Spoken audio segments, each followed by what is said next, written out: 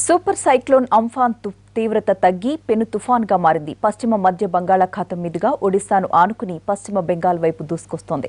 ఈ రోజు మధ్యాహ్నం లేదా సాయంత్రం సుందర్బన్స్ కు సమీపంలో తీరం దాటే అవకాశం ఉంది. ఆ సమయంలో గంటకు 200 కిలోమీటర్లకు పైగా వేగంతో పెను గాలులు వీస్తాయని హెచ్చరిస్తోంది వాతావరణ శాఖ.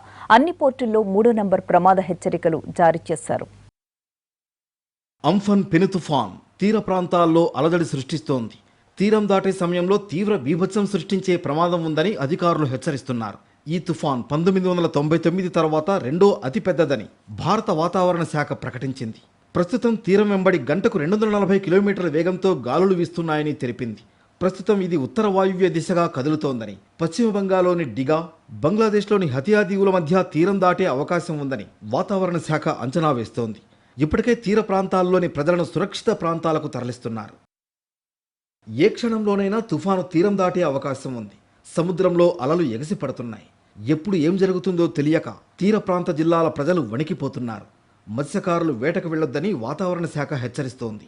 నిన్న ఉదయం పశ్చిమ మధ్య బంగాళాఖాతం, దాని ఆనుకొని ఉన్న దక్షిణ బంగాళాఖాతంలోని అంఫాన్ పెను తుఫాను ఉత్తర ఈశాన్య దిశగా ప్రయాణించి ప్రచండ తుఫానుగా బలపడి ఈ రోజు ఉదయం 8:30 గంటలకు పశ్చిమ మధ్య బంగాళాఖాతంలో కేంద్రీకృతమై ఉంది.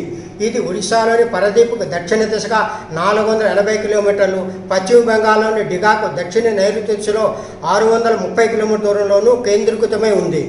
ఆంధ్ర కోస్తా తీరం వెంబడి ఉన్న అన్ని ప్రధాన ఓడరేవుల్లో 3వ నంబర్ ప్రమాద హెచ్చరిక ఎగురవేయవలసిందిగా సూచించడమైనది. రాగల 24 గంటల్లో ఉత్తర కోస్తా ఆంధ్ర ప్రాంతంలో 1-2 చోట్ల భారీ వర్షాలు పడే అవకాశం ఉంది. పెను తుఫానును ఎదుర్కోవడానికి పశ్చిమ బంగాల్, ఒడిశా రాష్ట్రాలు ఇప్పటికే ముందు జాగ్రత్త చర్యలు తీసుకున్నాయి. లక్షలాది మందిని సురక్షిత ప్రాంతాలకు తరలించారు అధికారులు. ఎలాంటి పరిణామాలైనా ఎదుర్కొనేలా సర్వసన్నద్ధంగా ఉన్నామని అధికారులు చెబుతున్నారు. మరోవైపు 2 రాష్ట్రాలు తీసుకుంటున్న చర్యలపై కేంద్ర హోంమంత్రి అమిత్ షా సమీక్ష నిర్వహించారు. కేంద్రం అన్ని రకాల సహాయ సహకారాలు అందిస్తుందని 2 రాష్ట్రాల ముఖ్యమంత్రులకు భరోసా ఇచ్చారు. అటు అంఫన్ ప్రభావం తూర్పుగోదావరి జిల్లాలోని ఉప్పాడ తీరంలో ముందే కనిపిస్తోంది. 2 రోజులుగా వాతావరణంలో పెనుమార్పులు చోటు చేసుకుంటున్నాయి. సముద్ర కెరటాలు ఉవ్వెత్తున ఎగసి తీరాన్ని బలంగా తాకుతున్నాయి.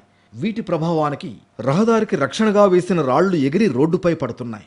ఉబ్బార, మాయపట్నం, సూరాడపేట, కోనపప్పుపేటలో రాకాసి అలలు గృహాలపై విరుచుకుపడుతున్నాయి. అటు శ్రీకాకుళం జిల్లాలోనూ అంఫన్ తుఫాను ప్రభావం కనిపిస్తోంది. జిల్లా అంతటా దట్టమైన మేఘాలు కమ్ముకున్నాయి. అక్కడక్కడా చిరుజల్లులు పడుతున్నాయి. ఇచ్ఛాపురం, కవిటి, సోంపేట, వజ్రపు కొత్తూరు, సంతబొమ్మాళి మండలాల్లో సముద్రం ముందుకు చొచ్చుకొచ్చింది. గొట్టా బ్యారేజీ నుంచి దిగువకు 2 గేట్ల ద్వారా వంశధార నదిలోకి నీరు విడుదల చేశారు. మొత్తానికి అంఫన్ తుఫాను తీర ప్రాంత జిల్లాల్లో పెను ప్రభావమే చూపించే అవకాశం కనిపిస్తోంది.